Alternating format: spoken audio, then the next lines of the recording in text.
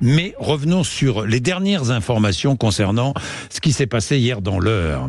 Oui, toujours la chasse à l'homme qui se poursuit pour retrouver donc ce détenu, Mohamed Amra, libéré par un commando. 2 agents de la pénitentiaire, vous l'avez dit, sont décédés. Un autre serait encore entre la vie et la mort. Le profil rapidement de Mohamed Amra, c'est un homme qui a été déjà condamné à 13 reprises, notamment pour vol avec violence, avec arme. Il est par ailleurs mis en examen de nombreuses reprises, notamment pour meurtre ou tentative de meurtre. Dispositif inédit mis en place pour tenter de les retrouver, selon Gérald Darmanin. Wilfried Fonck est avec nous, secrétaire national du syndicat pénitentiaire UFAP-UNSA. Bonjour.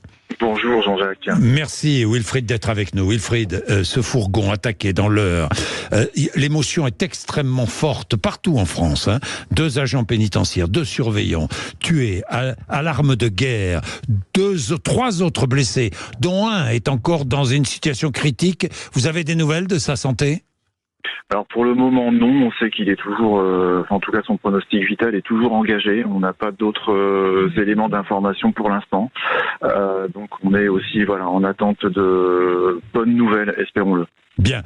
Avant de revenir sur ce que vous demandez aujourd'hui, j'ai été frappé par une chose. Cette attaque était une attaque de guerre. C'était les fourgons bloqués au péage, avec des hommes en noir armés de kalachnikov, d'armes lourdes, qui tirent sans hésiter une seconde sur les surveillants. Les surveillants qui répliquent Wilfried Fonck, mais en ne disposant pas des mêmes armes. Non, c'est certain qu'en termes d'équipement, quand on voit l'équipement dont disposait effectivement le commando qui a attaqué le convoi hier, on se sent un peu tout nu. Après, la grosse difficulté dans ce genre de situation, c'est de vouloir partir sur des choses encore plus sophistiquées, avec un niveau de protection encore plus élevé. Mais malheureusement, on sait que dans ce type d'escalade, on ne sera pas forcément non plus les gagnants. Donc, parce qu'en face, forcément, si nous on monte d'un niveau, ils vont encore monter d'un niveau, et c'est comme ça, c'est sans fin. Donc derrière, oui, il va falloir trouver des parades à tout ça, il va falloir trouver d'autres systèmes, il va falloir refondre totalement le système d'extraction judiciaire. Et au-delà des extractions, je pense qu'aujourd'hui, le vrai sujet, c'est de mettre enfin en place une véritable politique carcérale en France qui n'existe pas, et qu'on s'intéresse de très près à ce qui se passe à l'intérieur des prisons, parce que les prisons sont malades. Et elles sont pas malades depuis hier, elles sont malades depuis au moins 25-30 ans. Oui, les prisons sont malades, vous avez raison de le rappeler, Wilfried Fonck. Mais là, en l'occurrence, c'était une extraction pour aller au tribunal. Vous demandez une réduction drastique des extractions, avec notamment le recours aux visioconférences. C'était possible dans cette circonstance-là ? Mais tout à fait, dans la mesure où aujourd'hui, l'immense majorité, pour ne pas dire tous les établissements pénitentiaires, sont dotés d'un système de visioconférence qui a été mis en place à la demande finalement des autorités judiciaires, pour pouvoir justement permettre dans la mesure du possible, de recourir à ce type de dispositif pour ne pas faire sortir les individus. Alors après, on peut entendre que dans le déroulé d'une audience ou dans le déroulé d'une instruction, c'est pas toujours évident de gérer ça par visioconférence, mais aujourd'hui, force est de constater que si on avait eu recours hier à ce type de dispositif, on n'en serait pas là aujourd'hui, je serais pas sur votre antenne, et on n'aurait pas à pleurer 2 de nos collègues, et on n'aurait pas 2 familles qui aujourd'hui seraient détruites. Vous organisez aujourd'hui une journée prison morte ? Oui. Exactement. Ça veut dire Wilfried Fonck, qu'il n'y aura pas de... Ça veut dire quoi, une journée prison morte ? Ça veut dire qu'aujourd'hui, les établissements pénitentiaires vont tourner au ralenti. Ça veut dire qu'aujourd'hui, personne ne rentre, personne ne sort. Ça veut dire que tout est bloqué.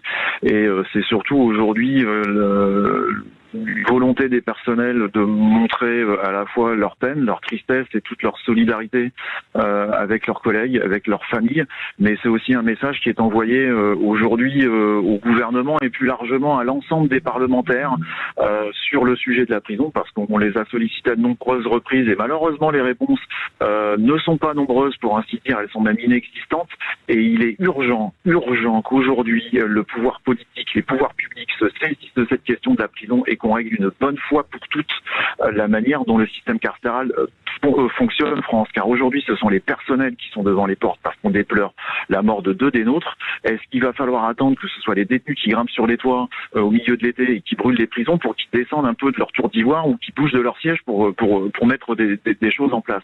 La situation aujourd'hui est très grave et elle est devenue intenable pour les personnels pénitentiaires. Intenable à cause prioritairement de la surpopulation carcérale? Alors c'est tout un ensemble, oui. La surpopulation, c'est comme l'événement dramatique d'hier, ce sont finalement des points de cristallisation sur une crise carcérale qui existe depuis, je vous disais tout à l'heure, entre 25 et 30 ans. Rien n'a été fait pour l'administration pénitentiaire, rien n'a été fait pour les prisons en France. Imaginez bien qu'on tourne avec un budget inférieur à 4 milliards d'euros par an. Qu'est-ce que vous voulez qu'on fasse quand aujourd'hui on a quasiment 80 000 détenus à gérer, qu'on a des effectifs qui, eux, vont dans le sens contraire, c'est-à-dire qu'ils baissent tous les jours? Comment voulez-vous qu'on arrive à tenir nos missions dans des conditions acceptables et dans des conditions de sécurité? C'est impossible.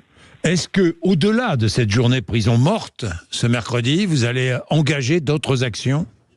Alors aujourd'hui, effectivement, on est sur une journée qui est plus liée à témoigner de la solidarité avec les collègues qui sont décédés, et leurs familles. Mais c'est aussi la colère de tout un milieu, de toute une profession, et c'est pas uniquement que les personnels de surveillance, ça touche les personnels administratifs, les personnels techniques, les personnels d'insertion, de probation, et voilà. Et derrière, tout ce qu'on espère, c'est que ce mouvement va effectivement pouvoir durer dans le temps, parce que il ne faut pas que ça s'arrête aujourd'hui, il faut que ça continue pour que effectivement notre garde des Sceaux, qui est responsable de l'administration pénitentiaire, que le Premier ministre, que le président de la République se saisissent aujourd'hui de cette question et qu'on y trouve des solutions pérennes et non pas mettre des cataplasmes sur une jambe de bois comme c'est trop souvent le cas. Bien, je prendrai Frédéric tout à l'heure parce que il faut que j'appelle la Nouvelle-Calédonie dans un instant. Je prendrai Frédéric qui est ancien directeur de prison et qui va réagir à tout cela. Merci beaucoup Wilfried Fonck. Il est 9h15, 9h15. Vous êtes sur Sud Radio.